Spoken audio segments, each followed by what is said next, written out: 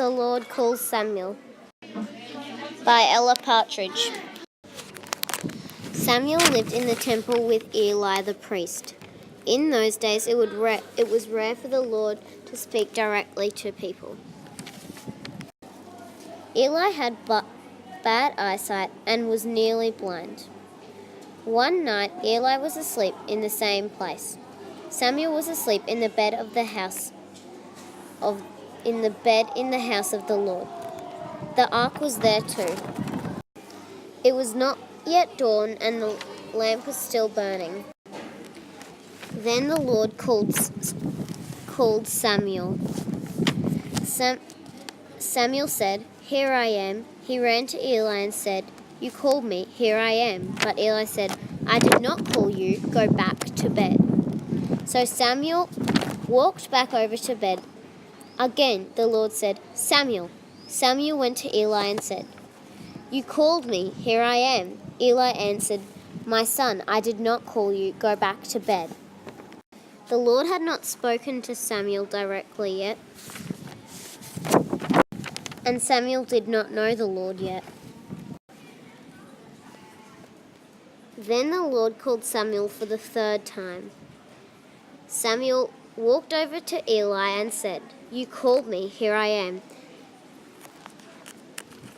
Then Eli realized the Lord was calling Samuel.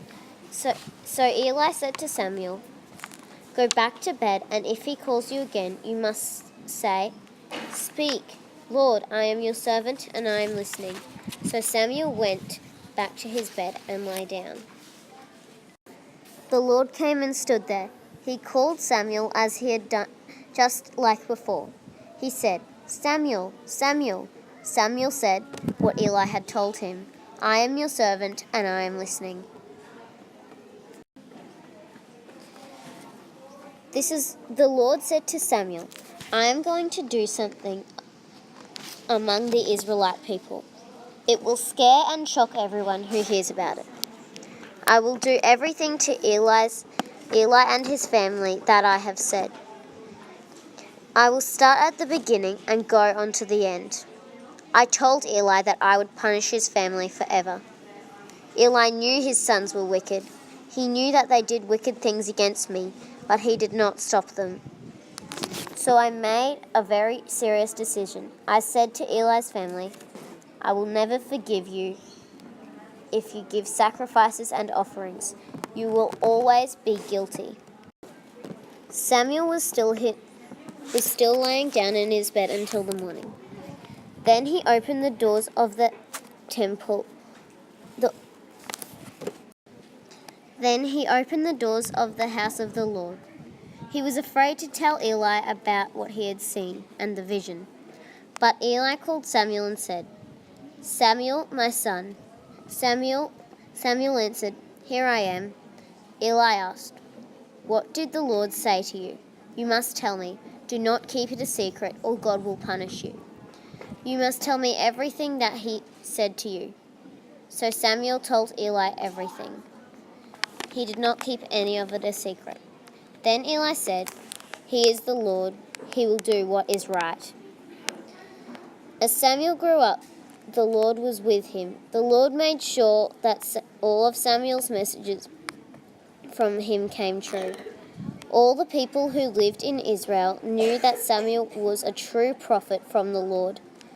They knew this from the north of the country to the south. The Lord continued to appear at Shiloh.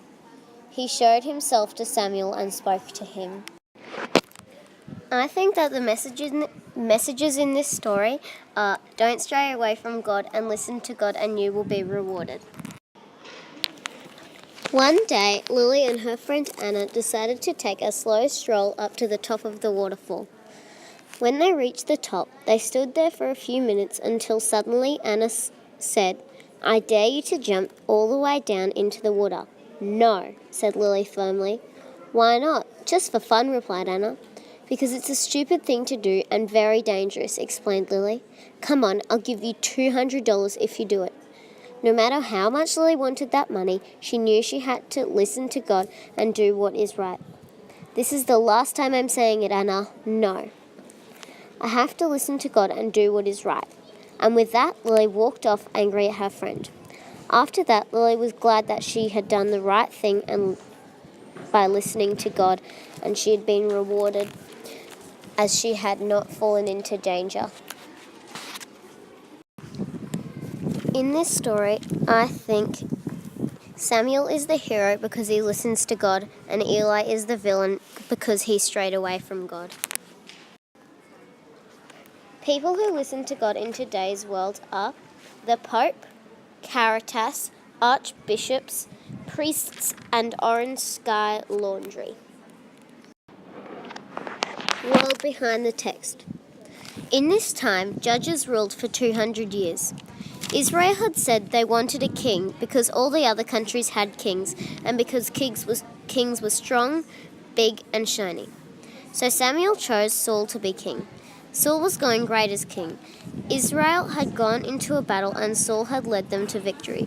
But after that, Saul got rich and wealthy and wasn't listening to God. So Israel needed a new king. That was when Samuel chose David as the new king. World in the text. In the text, the characters are Eli, Samuel, and God. Samuel lives in the temple with Eli. Eli is a priest and Samuel is learning to be a priest from Eli. At this time, not many people listened to God, and it was rare for the Lord to speak to them.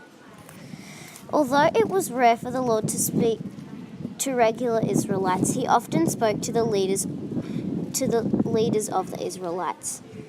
Eli's sons were wicked against the Lord, so the Lord came to Samuel and told him that he would punish Eli's family forever. The Lord had told Eli this, and he had told them that he would never forgive Eli's family. In the morning, Samuel told Eli what the Lord had said to him. He did not keep any of it a secret.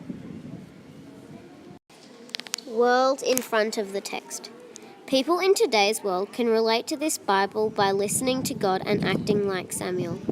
People like Samuel in today's world are like the Pope because he listens to God and he is respected and rewarded by that.